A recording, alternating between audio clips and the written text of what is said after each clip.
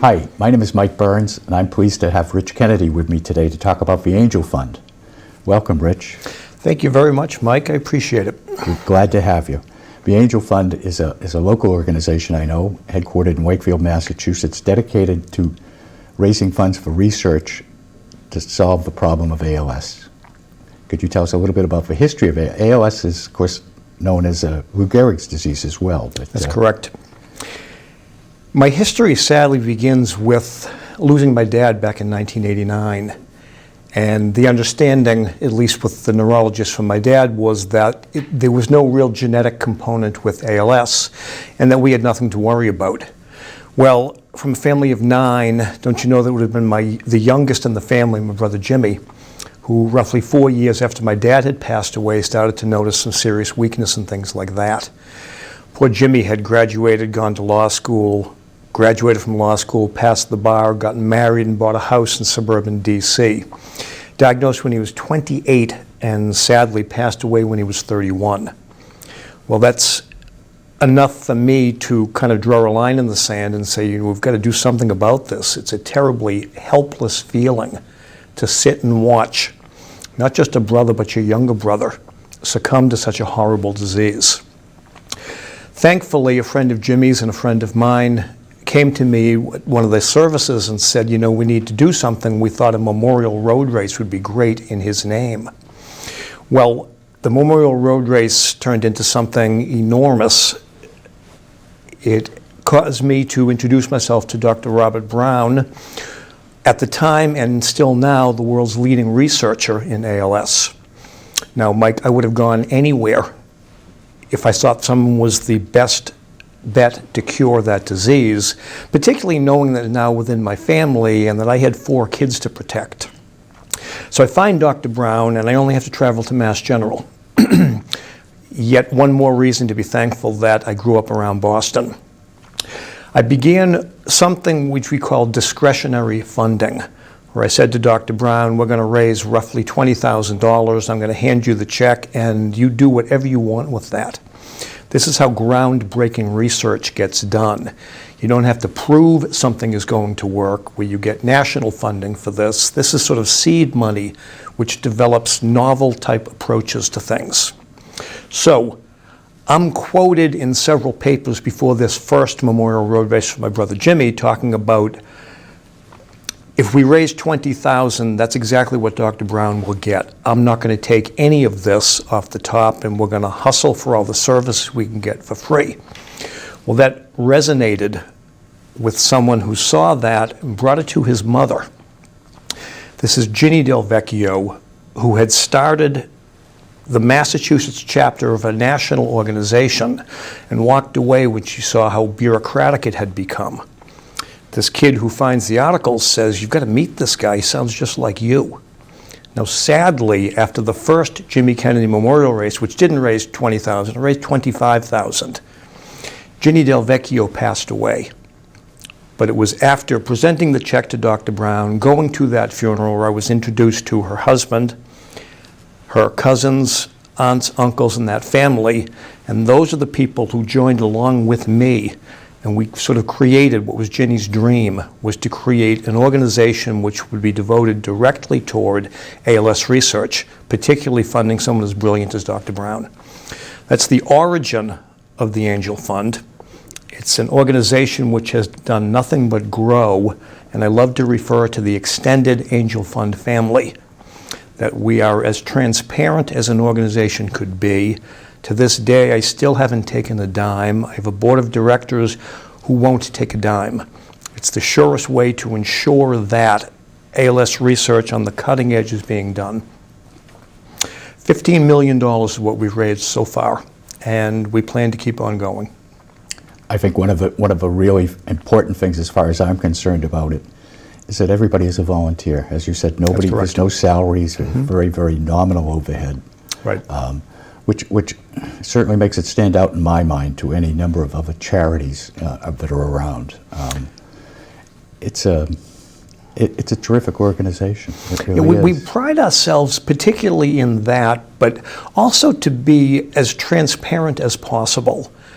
Dr. Brown is at UMass Medical Center right now, and they're just absolutely wonderful. We love to bring our donors, we love to bring the members of this Angel Fund family in to see the labs, to see the work that's going, and to see the unbelievably dedicated people who are in there working.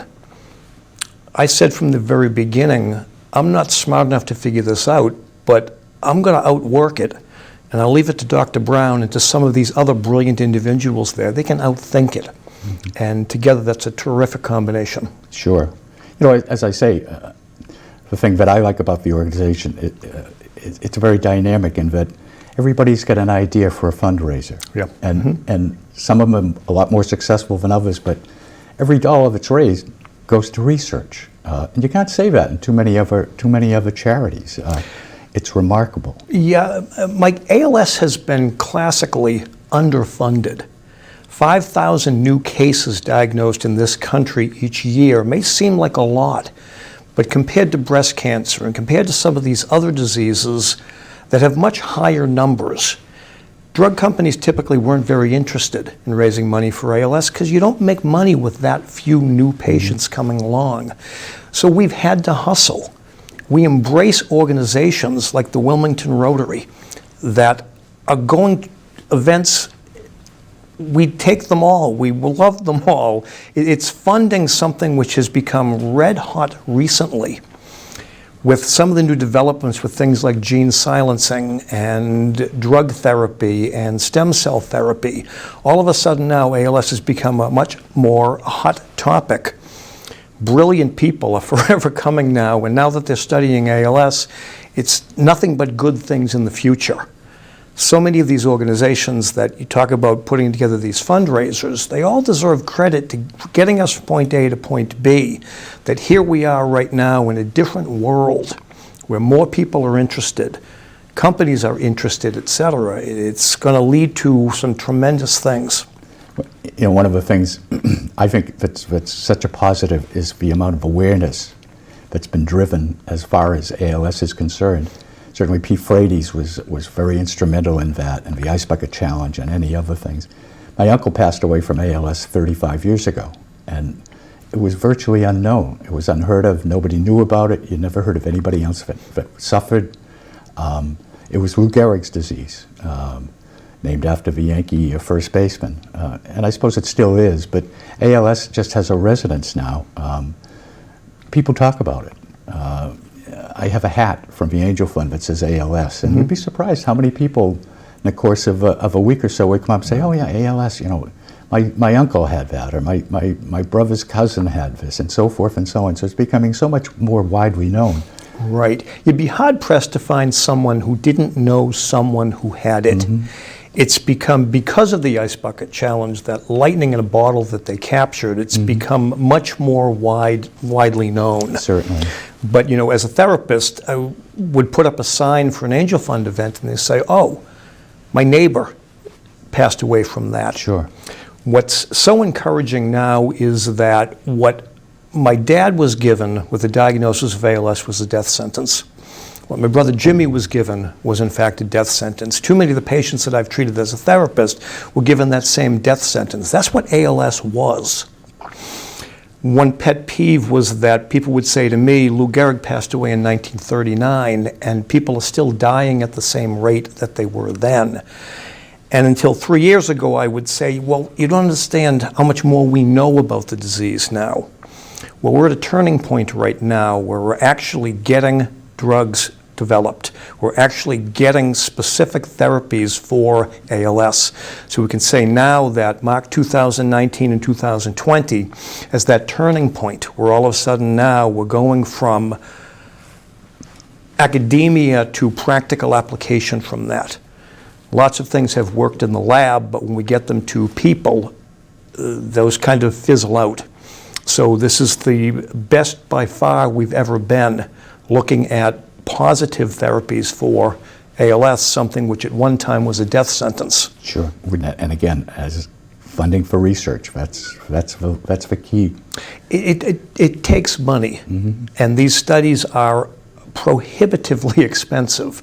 It's just simply the way that it has to be. So we'll continue to hustle. I talk about raising $15 million. In the grand scheme of things, $15 million, it goes a long way, but it doesn't get us all the way there. It's great now that things like the Ice Bucket Challenge, as you mentioned, attracts that many more people to it. We've got far more med students who are now interested in studying neurodegenerative diseases like ALS because it's so promising. It's not that death sentence that it once was. As I say, we all just want that glimmer of hope. That's what I've been hanging on to, and to actually see it now, it's quite surreal to be going through all of this. I like to say this is all too good a story not to have a happy ending. Sure, absolutely, yes. Yeah, it's, if anybody would like to be involved with the organization or learn more, how do they go about that, Rich? Well, the organization is called the Angel Fund. We have an online presence at theangelfund.org. That gives you a calendar of our different events, tells you a little bit about our history, and most importantly, gives you that information about what's going on, why you should be optimistic, why you should feel like me that things are very much not moving in the right direction, but now we're flying in the right direction. With the end in sight, but we're not there yet. Not quite. Yeah. And if it works for me, the next step is to get it into those who are not genetically connected, what we call sporadic ALS, which is in fact about 90% of all ALS patients. Right. I like to think that I'm the first domino to fall, but there's a lot more which need to fall. And that's going to take an awful lot more money. Sure, sure. So anybody that wants to be involved or has an idea or a suggestion or whatever, it's theangelfund.org. And a number of social services, social media as well. I know a number of the people that are involved are posting on social media. That's right. It's just a terrific organization. I've worked with them for a few years now, and the satisfaction is tremendous. And particularly when you meet somebody like Rich Kennedy, who is so bloody optimistic about the thing. He's a great person to know. And the fact that the monies that have been raised in research are helping him is just so satisfying. So if you'd like to become involved again, it's theangelfund.org. And we hope you'll take a look at it and give it a consideration. Rich, thank you very much for your time. Appreciate it. Good luck. Good health. Thank you. Thank you, Mike. I appreciate the time.